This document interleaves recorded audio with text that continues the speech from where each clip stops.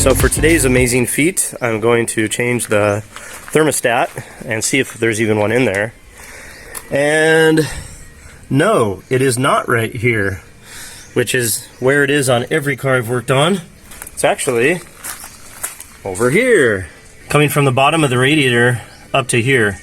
So against logic, which would dictate that engine water temperature determines whether or not the thermostat should be open or closed, it's actually the water temperature from the radiator that determines if the thermostat should be open and closed. I don't fully follow the logic. I would expect it from the French, but here we are in a Japanese car. So now that's an original Japanese Mitsubishi made cooling tube that mounts to the engine block.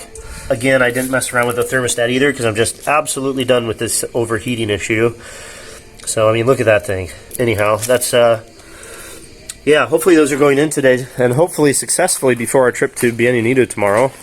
So I'm going to remove the intercooler hose there, remove the turbo intake tube here, so I can access all my cooling lines because I'm also, oops, I forgot to grab those. I'm also going to make this work for the new bottom radiator hose. So I'm going to remove the current lower radiator tubing, including the original metal piece, and not mess with their geometry so that I can try to copy the lines and angles as much as possible with this piece, which is Mitsubishi V6. And that's also what I modified for the top hose there and for the heater hoses there. This is all V6 silicone cooling tubing kit, because I couldn't find one for the 4M40. So there we are. We're going to modify those.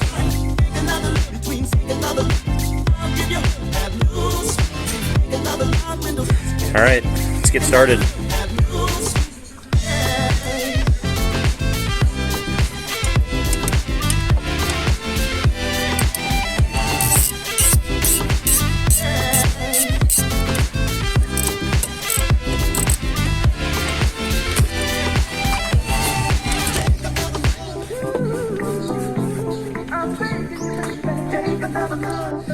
Alright, now we have access to our thermostat, which for mysterious reasons is here.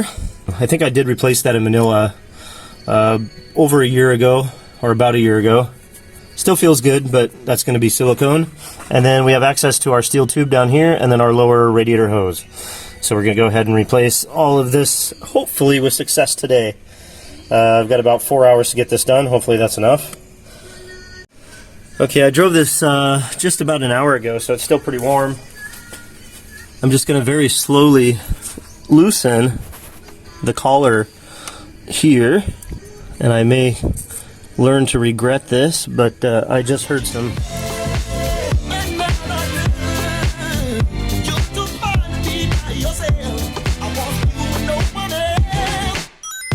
Well, the hose isn't blasting off and water's leaking out, so we're successfully releasing pressure. I do not recommend anybody else do this.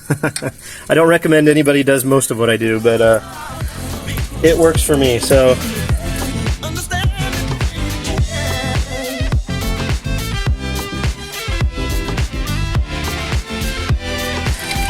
doesn't matter. I'm just going to grab a box wrench. Double box wrench trick to reduce the chances of knuckle damage. Okay. It's coming off pretty easy there. Let's check this one. Yeah, that one too. Good. And now we're leaking from the thermostat housing.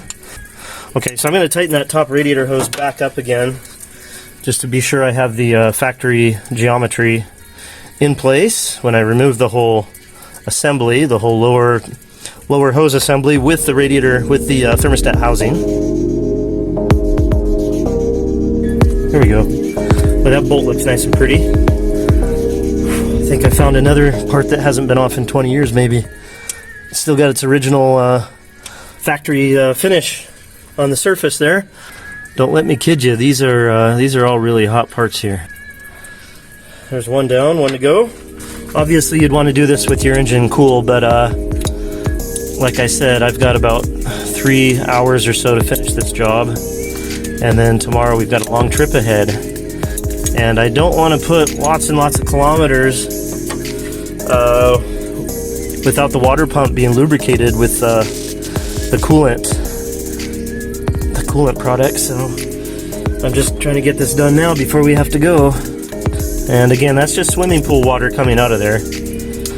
Nothing more toxic than you would swim in, probably, minus the little kid urine that's probably in there. Okay, so that bolt hits against the engine block, so I can't pull that out by hand. I guess I just have to leave it like that. And we do have a thermostat. Let's take a look at that. That's hot, of course. That's really hot too. Ow. All right. Now, just at first glance, that looks fairly old, and the rubber part just fell down. So I'm going to go grab that so we can inspect it. All right. Wow. I would say that could be the original part there. That's definitely it's all disintegrated and crumbling apart in my fingers. Let's take a look at that thermostat. that's got some years on it. Wow, that's not even straight anymore. You can see why that's not working. It's completely out of line. I don't know how that would have happened, and it seems to be stuck open. Okay, let's take a quick visual inspection and comparison of these two. So there's the new one. There's the old one. They look a bit different, don't they?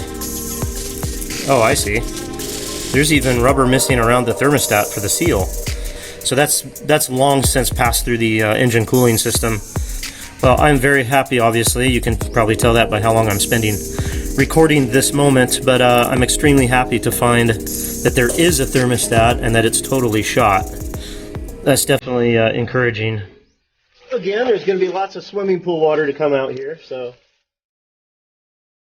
there's some chlorine and some child pee-pee in there probably. Again, I don't recommend doing this with a recently run engine, but I got to get this done. Woo! There we go. That's not so hot.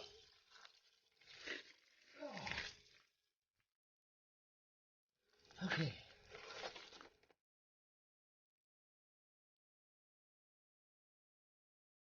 Alright, now the next step is going to be to unbolt this metal tube here from the engine block, and then this whole assembly should come out in one piece, and I can copy the geometry with the silicone and the new metal tubing piece. The shiny one and the non-shiny one. What differences do you notice? For 20 years or what? Do you look closely at the details, see if you notice any difference?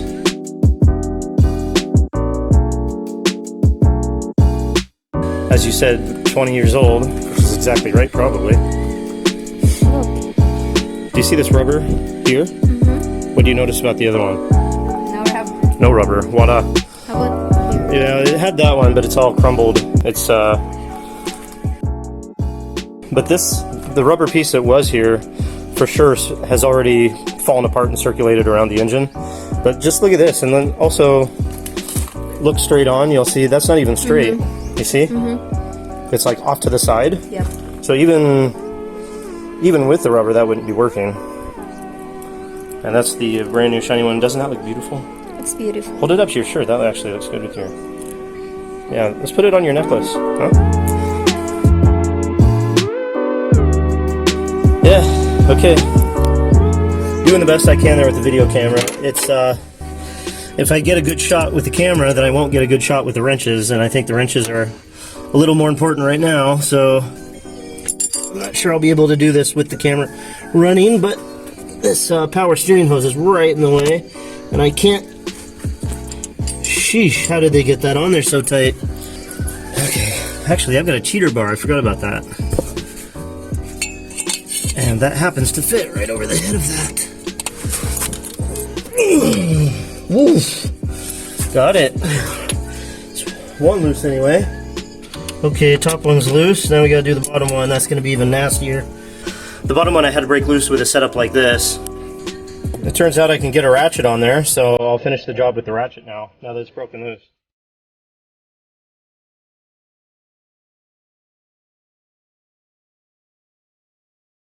There we go, off. Okay.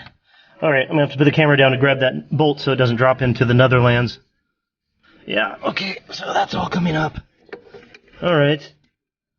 Cool. There we are. Clean up that corrosion there, just kind of make that a little nicer. So here's the whole tube. And I don't know that I have enough stuff to replicate that, but I'm going to try. So you got this part here, like that, something like that, and then a part like this. So actually, that part looks actually pretty spot on there for angle. And that should be fine. Then that gives me from here on down. Wow, that's just, either that just happens to work or it's not going to work. I kind of fear that the angles of those lower parts tend to be opposite, so that may not work, but well, I'll just try the best I can. At least I know I can get the top part done, and then maybe later do the bottom part. Once I'm sure I've got these two angles the same, then I'll undo this and compare this angle to this angle, and so on and so forth, until I get a proximity that may possibly work. So I just need to get the length here, and fortunately the silicone has rings around it, so you can easily see where you've got to be compared to where you measured. Can't leave any of this to chance, because I have exactly the right amount of material. Okay, so that's going to be like there, and then there.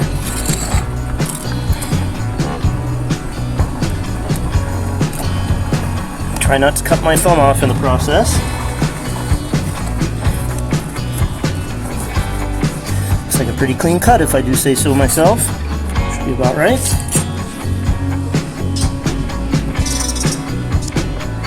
Give a little margin to play with. That looks pretty good there. I'm going to reuse these clamps, because finding quality clamps here in the Philippines is really, really difficult.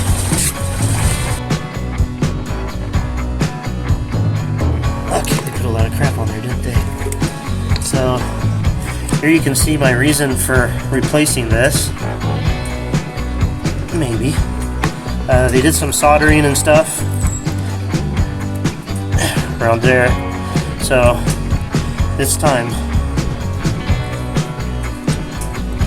And again, I'm just going to put these collars on pretty loose for now, and I'm going to put them on in a way that makes them easy to adjust once on the car, so I can adjust the angles as necessary.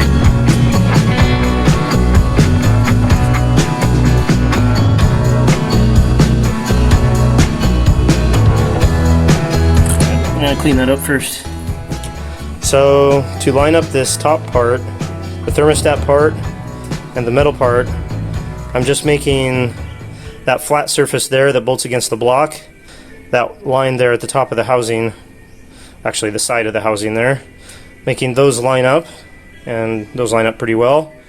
So that should be a pretty correct line. Now we'll just get our bottom hose on here. Et voilà. Donc on verra si ça fonctionne ou pas.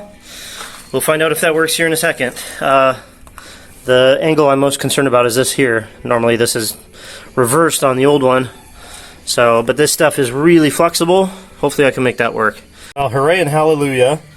I've got enough extra material that I can, the bottom hose is connected now, and everything here pretty much lines up, so now it's just going to be a matter of adjustments and getting things bolted on. So I'm going to start first with the metal tube on the block down there, bolt that down, get it tight, then I'll make the adjustments to the top here, then I'll throw my thermostat in and work my way down from there. Alright, so take advantage of my learning curve here. A 1/2 inch ratchet with short extension and universal will fit on there, and a cheater bar is enough to get it tight. Just for a little extra security, I'm going to put some silicone. It's not pretty, I know, but hopefully it works. Hey, that feels like a pretty good fit there. At least I got the right thermostat. Okay, I'm just gonna kind of clean that up a little bit.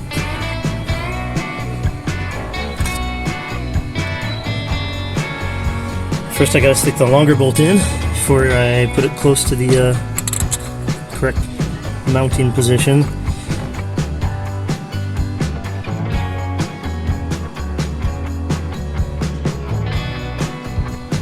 Yeah, it lines up real easy. So I got my angles pretty close there, I think. See if the bottom one is as good. This bottom one's just super slow going. There's just no room for a 1/2-inch ratchet. Maybe if I had a smaller one, but I don't. So just have to deal with what it is. Yeah, it's okay.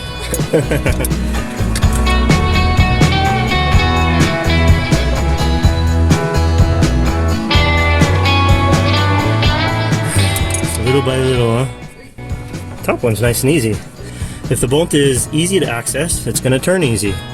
If it's in a really tight spot, hard to get to, and with very little tool travel, it's going to be the hard one. That's generally the rule. Just snug it up. A way to get a torque wrench on that bottom one, that's good enough. Okay, so that top angle came out real nice. No worries there. Now, because this is silicone doesn't like oil, or fuel. As a result, I'm going to need to clean these occasionally. Now, I don't mind telling you that I think that looks pretty darn good. Nice and shiny and pretty. Cool. Let's go underneath. We are underneath now, and you can see that the hose, although it's not the factory correct angles, it actually comes up and lines up real well. Doesn't touch anything the whole way back and up. So went ahead and just cleaned it up there with a rag, make sure there's no grease on it. And there we go. Beautiful. Well, after about 2 months of radiator flushing and miscellaneous cooling parts repair, I'm finally going to have coolant back in the engine. So I'm using, this is recovered coolant because it's new. And I am tired of buying coolant, so I'm just going to run it through this nice and green, nice and clean. Tomorrow we're taking a trip up north, so I will stop along the way and buy some coolant. And I've just read recently that you don't want the premix because it doesn't have enough of the glycol or whatever it is, the lubrication for the water pump. So I'll probably buy pure antifreeze. I think in combination with this will work real well for lubricating the water pump.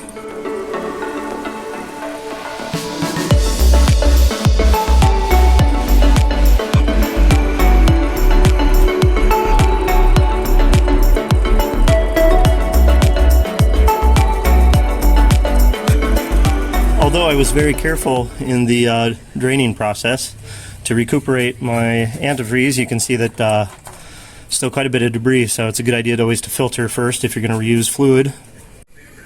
By the way, thanks to everyone who commented and participated in the conversation on my channel about about all these repairs, really. In particular, the thermostat. I probably would not have discovered that it does not go here without the support of your guys' input. So because of y'all, I was able to finish this job today. And darn it, I feel pretty good about it. So now we've got a full silicone set on all the coolant system, including the heater hoses there. And again, that's from a 3-liter V6, Mitsubishi 3-liter V6 of the same year. So it can be modified. You need to cut here, obviously. And on the heater hoses, you do need a stainless tube or some kind of, I put a stainless tube. But you do need to cut them and change the position of the angles. But it is possible to make a V6 silicone set work for your 2.8 liter turbo diesel 4M40. And probably the 4056 as well, I would imagine.